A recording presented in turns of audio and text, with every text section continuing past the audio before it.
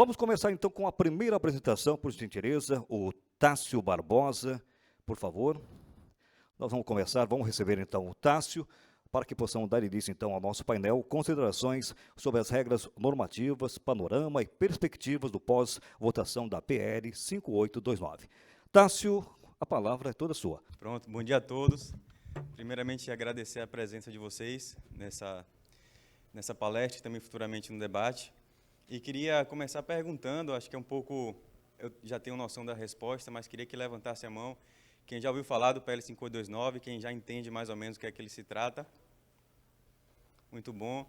E queria que permanecesse com a mão levantada quem acha que esse vai ser aprovado como marco legal da energia solar e da geração distribuída no Brasil, quem tem essa confiança. E, por final, gostaria de saber quem de vocês está buscando, fazendo a parte de cada um para que esse PL seja aprovado, ou participando de manifestações, ou lendo e comentando sobre a importância, falando principalmente com os deputados federais, até deputados estaduais e políticos que podem influenciar na votação, porque desde 11 de março que esse PL vem sendo pautado e não vem sendo votado. Então, eu queria que vocês refletissem e pensassem na importância que cada um tem para essa aprovação do PL e que sem vocês, sem a população, sem o pessoal que luta pela GD, que luta pela energia renovável no Brasil, ele não vai ser aprovado. Então, a confiança que vocês têm, eu também tenho, mas a cada dia que passa, a gente não está um passo mais próximo dessa aprovação, porque não está nem saindo na pauta, nas últimas pautas não saiu. Então, é muito importante, mais do que explicar o que é que esse PL vai fazer, se ele vai ser melhor, se está mudando, se é 5 gigas, 5 megas, se são 3 megas, o mais importante é que ele seja pautado, votado e aprovado. Então, é muito importante o engajamento de cada um, que converse com o deputado estadual do seu estado, que converse com o deputado federal, que marque reuniões. Se não tiver conhecimento técnico suficiente, passe para a gente, contato, que a gente participa, ou AB Solar, INEL, ABGD, associações estaduais, todos estamos muito engajados para que seja aprovado. E conto com vocês nesse apoio, também fazendo posts sobre a importância da energia solar e marcando principalmente a pessoa que vai poder colocar ele em pauta, que é Arthur Lira, e no Instagram é oficial Arthur Lira. Então, quem puder, uma vez por semana, num evento desse, tirar uma foto e marcar Arthur Lira oficial, cobrando que seja votado, porque é dessa forma que a gente vai poder ter um futuro de energia solar no telhado de cada um. Então, obrigado por essa é uma reflexão. Vamos começar a tentar explicar um pouco do histórico, como é que a gente chegou nesse PL através de uma resolução e quais são as principais mudanças e quais são as perspectivas futuras. Por isso que o nome da apresentação é esse. PL 5829, passado, presente e futuro. Sou Tássio Barbosa, sou engenheiro eletricista, sou mestre em energia solar fotovoltaica e também vou estar disposto aqui a responder e tirar as dúvidas de todos. Mostrando principalmente a perspectiva atual da energia solar no Brasil.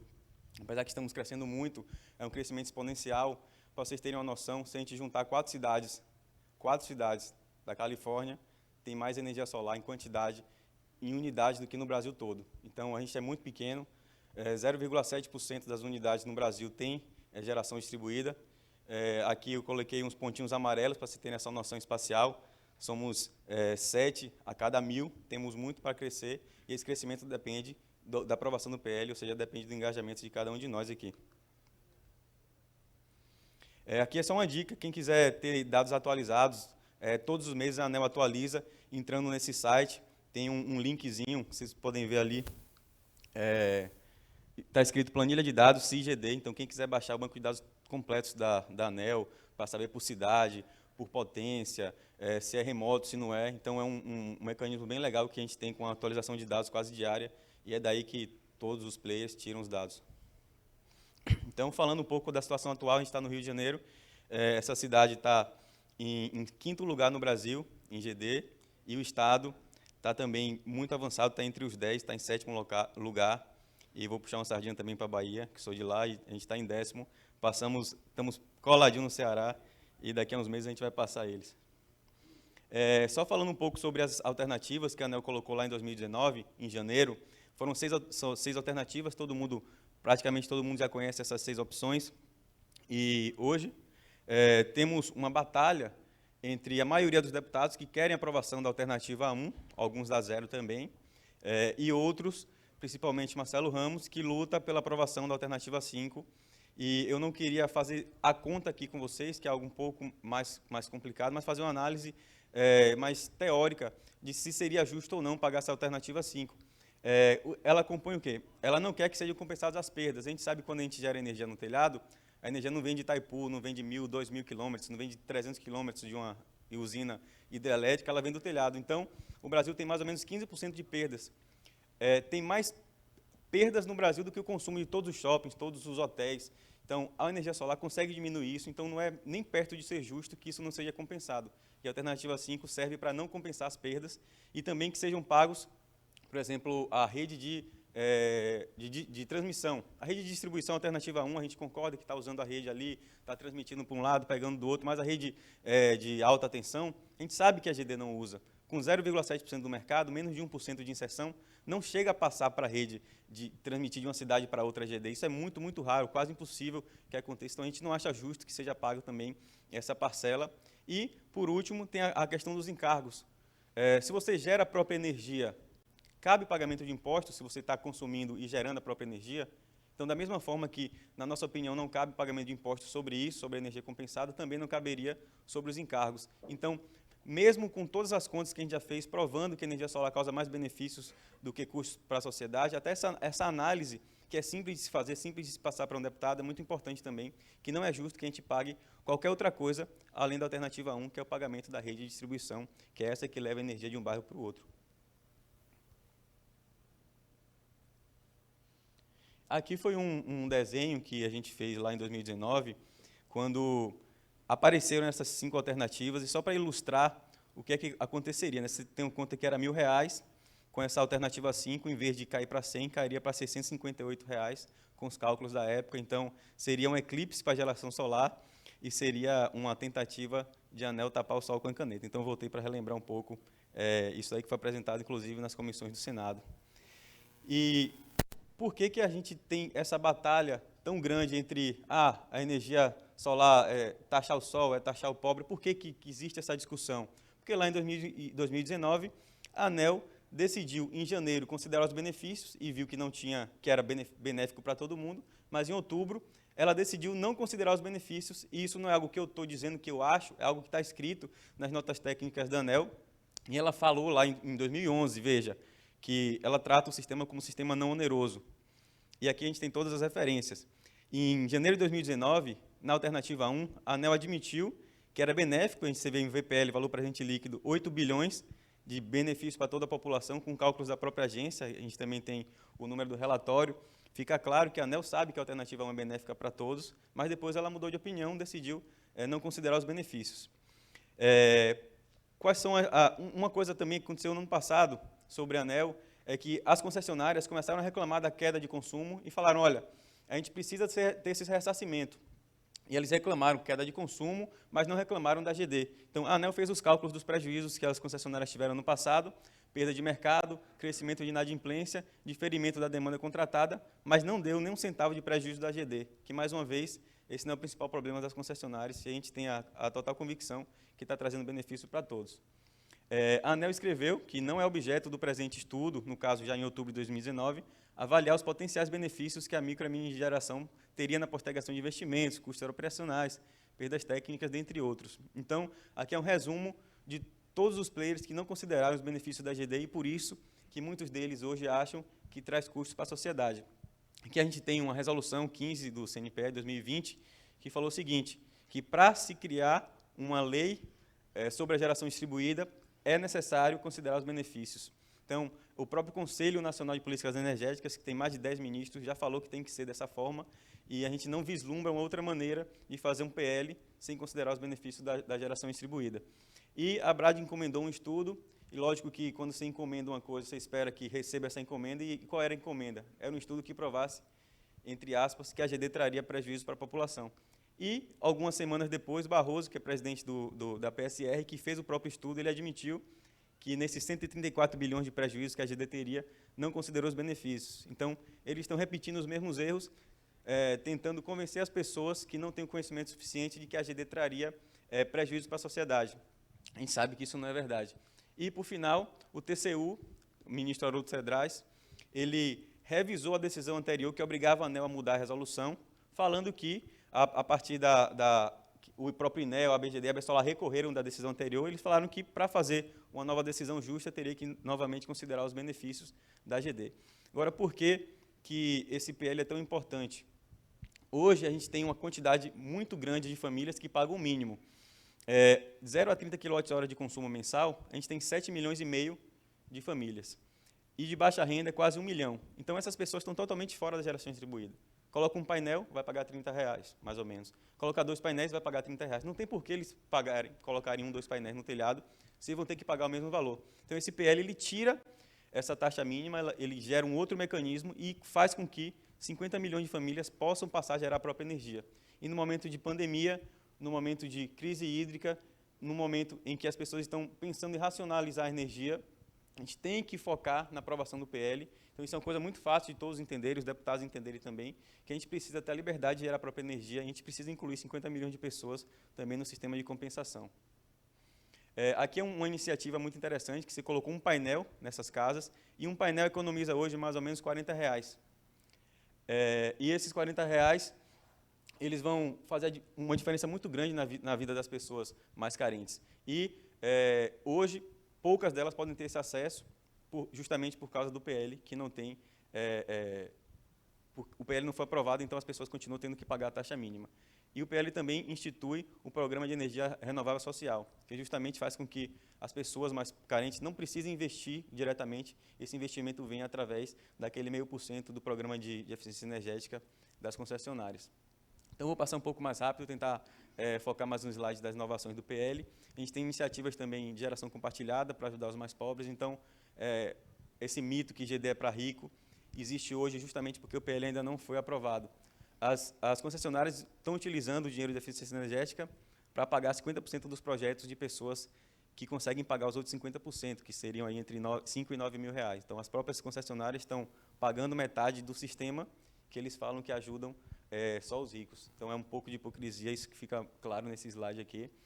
E as pessoas pensam, muitos deputados e assessores perguntam, sim, mas a alternativa 5 iria inviabilizar a GD? Então, o exercício é muito simples. Você vai no site da ANEEL, baixa a planilha, coloca a alternativa 5, muda o custo de capital de 4% ao ano, que é um custo que não existe, muda para 14 e você vai ver que o payback calculado pela ANEEL vai de 7 para 21 anos.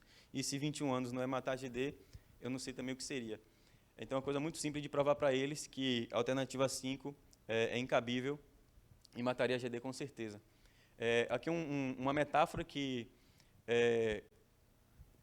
seria possível alguém querer proibir a carona, querer taxar a carona, porque quando você entra no carro de carona, você não passa mais 2 carros pela concessionária ali, pelo pedágio, só passa um. Quer dizer que os custos por demais também aumentou? Será que a gente teria que taxar a carona também, se fosse pensar nessa perspectiva? Um carro a menos tem menos poluição, tem menos acidentes, gasta menos a pista, então tem diversos benefícios que têm que ser considerados. Essa foi uma metáfora feita por Rodrigo Pinto, que ele é PhD, professor da UCLA, da Califórnia, brasileiro, e veio defender a GD também no final de 2019. Falando um pouco sobre o PL em si, a gente tem 2 grupos. O grupo 1 vai ser taxado em 31% para pagar a rede, que é a TUS de fio B, que é todas as usinas locais, todas as despacháveis, todas as remotas até 500 kW, múltiplas unidades consumidoras e algumas gerações compartilhadas. Então, esse é o grupo 1, que vai pagar esses 31% de forma escalonada, aos poucos, em 8 anos. E, de uma forma salutar, isso não mataria a GD, seria uma alternativa 0, e em 8 anos iria para 100% da alternativa 1. E tem o grupo 2, que são as demais, ou seja, remotas acima de 500 kg, que pagariam, além da TUS de fio B, 40% da fio A, e essas outras taxas, taxa de fiscalização de serviços, e outras que daria 36%. A diferença é que esses 36% seriam pagos de vez, não teria esse escalonamento. Então, todos que entrarem em 12 meses após a aprovação do PL, já iriam entrar pagando esses 36% na energia compensada. Aqui é a forma de compensação do grupo 1, escalonado em 8 anos, e o grupo 2 já vai pagar 100%, não tem escalonamento nenhum, mas a gente sabe que mais de 90% da GD estaria aí dentro desse grupo 1. Inovações técnicas, custo de disponibilidade, para quem não tem GD não muda nada, para quem já tinha GD antes da lei, você não tem mais o pagamento em duplicidade, às vezes você compensava energia e mesmo assim pagava a taxa mínima, isso vai acabar, e para as próximas GD só paga o custo de disponibilidade caso o consumo da carga, antes de qualquer compensação, for menor do que aqueles custos de 30 a 100 kWh. É uma coisa um pouquinho mais complicada, aí precisaria de uns 10 minutos para explicar, e como não dá tempo, se alguém quiser tirar dúvidas sobre isso, a gente pode usar o tempo das perguntas. A potência da mini solar caiu para 3, Marcelo Ramos bateu muito, ele falou que uma usina de 5 MB atenderia uma cidade com 60 mil habitantes, na semana caiu para 20, na verdade é 5, então isso influenciou um pouco, caiu para 3. Vai ser paga a TURS de G imediatamente para todas as usinas, e a TURS de sobrecarga vai continuar sendo paga, só sobre a potência consumida. Vai ter B optante, você vai poder juntar vários clientes Bs ou Bs optantes até 1.000 kW em conjunto. A concessionária vai ter que analisar o projeto de ligação nova junto com um projeto de micro-mini geração. Eles vão ter 90 dias, eles vão ter que avisar para nós 90 dias antes da alteração de qualquer norma, e a gente vai poder fazer a compensação por percentual por ordem de prioridade, que hoje está sendo só por percentual, e vai ser possível também fazer a realocação de créditos. Então, são várias inovações técnicas que vai ter nesse PL e são muito benéficas, a maioria delas. Aqui no Rio, a TURG normal de carga é 22, a TURG G vai cair para R$ 4,00. Então, você tem uma usina remota, vai ter uma diferença aí muito grande, você vai ter 80% de desconto. Em cada estado, você vai ter uma mudança diferente.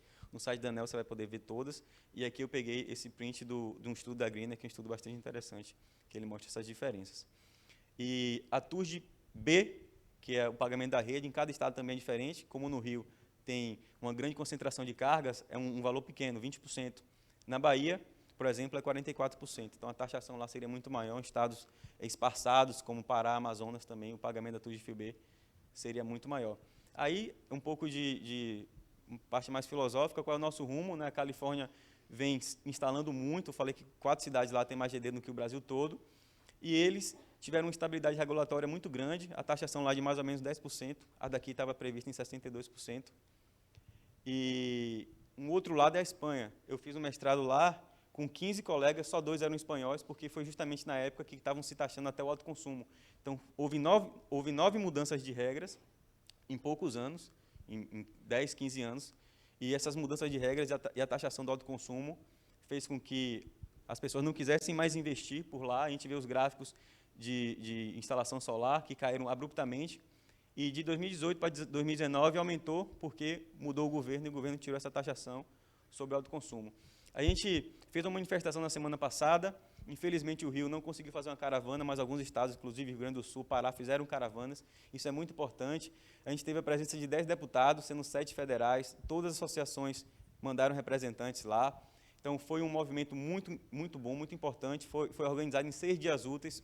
Então, eu trouxe aqui a camisa da manifestação, justamente para mostrar para vocês que o mais importante do que explicar o que é que o PL muda, o que é que não muda, é pautar, votar e aprovar. Então, eu conto muito com o apoio de vocês, para que vocês possam vestir a camisa da Solar, que possam fazer tudo o que for possível para que esse PL seja pautado e aprovado. Essa cruz que foi colocada com painéis solares, ela representa muito, ela não representa a morte da GD, mas ela representa o renascimento, e isso vai depender de cada um de vocês. O PL é justo, o PL é urgente, são 50 milhões de famílias que estão esperando, são 200 mil empregos que podem virar mais de 1 milhão em poucos meses. Então, a gente precisa ter um foco, precisa conversar com os deputados, conversar com os senadores também, e fazer com que nossa influência possa ser ouvida. A gente sabe que o PL vai ajudar as pessoas. Em 2035, vai diminuir a conta de todos em 3,5%, inclusive quem não tem GD, a gente pode apresentar esses cálculos, esses dados, e eu conto com vocês para que ele seja aprovado. Muito obrigado a todos.